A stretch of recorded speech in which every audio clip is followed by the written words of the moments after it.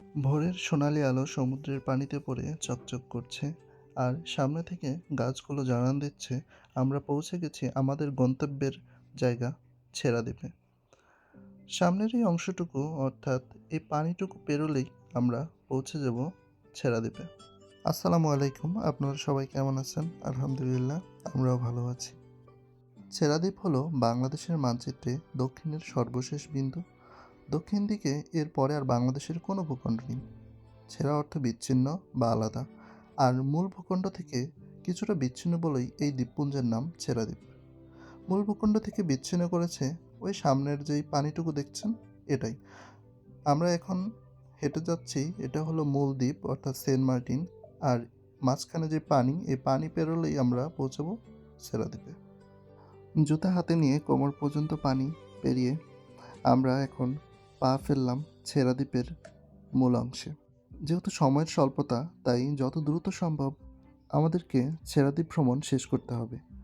মূলত এখানে 3টি দ্বীপ। প্রথম যে দ্বীপটি দেখতে পাচ্ছেন, অর্থাৎ আমরা এখন যেখানে আছি, এর নাম নিঝুম দ্বীপ। তার পরের অংশের নাম প্রবাল দ্বীপ, আর সর্বশেষ অংশের নাম বিচ্ছিন্ন ছেড়া দ্বীপ। আহ, এ যেন চোখের শান্তি! কি অপরূপ দৃশ্যই না এখানে! এখনো সূর্য ওঠেনি, কিন্তু ভোরের আলোয় চারিদিকটা যেন চকচক করে উঠছে। আর আমরা দুজন তো দৌড়ে দৌড়ে বেড়াচ্ছি, মাঝে মাঝে হাঁটছি, তারপর আবার দৌড়াচ্ছি।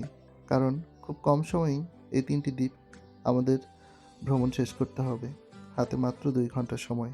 যেহেতু এই দ্বীপটি জোয়ারের সময় 1/3 পানির নিচে তলিয়ে যায়, তাই এখানে প্রচুর পরিমাণে জীবন্ত কোরাল, শামুক, ঝিনুক। তাই আমরা খালি পায়ে হাঁটতেও পারছিলাম না। আমি তো মনিকে বলছিলাম, মনি, প্রথমটাতে বেশি সময় দিব না, প্রথমেই চলে যাব আমরা একদম শেষে অর্থাৎ বিচ্ছিন্ন ছেড়া দ্বীপে। ওইখান থেকে শুরু করে ফেরত আসার সময় সবগুলোতেই টুকটাক করে ছবি তোলার চেষ্টা করব। সময়ের স্বল্পতার কারণে খুব বেশি ভিডিও বা ছবি তুলতে পারছিলাম না, তারপরেও স্মৃতির পাতায় কিছুতে রেখে দেওয়া যায়, তাই অল্প কিছু ভিডিও এবং ছবি ধারণ করার চেষ্টা করেছি মাত্র।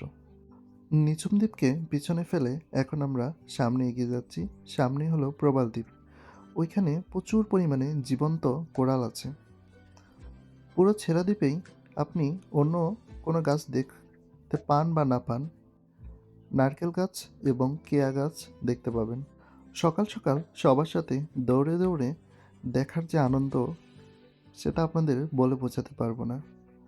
পায়ের নিচে এত পরিমাণ শামুক আর ঝিনুক, মনে হচ্ছিল পুরো সেন্ট মার্টিনে যত পরিমাণ শামুক ঝিনুক আছে, তার চেয়েও বেশি আছে শুধুমাত্র এই ছেড়া দ্বীপেই। সবশেষ এটা বলতে পারি, চোখ যা ক্যাপচার করে সেটা কখনোই ক্যামেরা ক্যাপচার করতে পারে না, তাই চেষ্টাও করিনি। এখনকার মতো এ পর্যন্তই। আপনারা সবাই ভালো থাকবেন। ধন্যবাদ সবাইকে।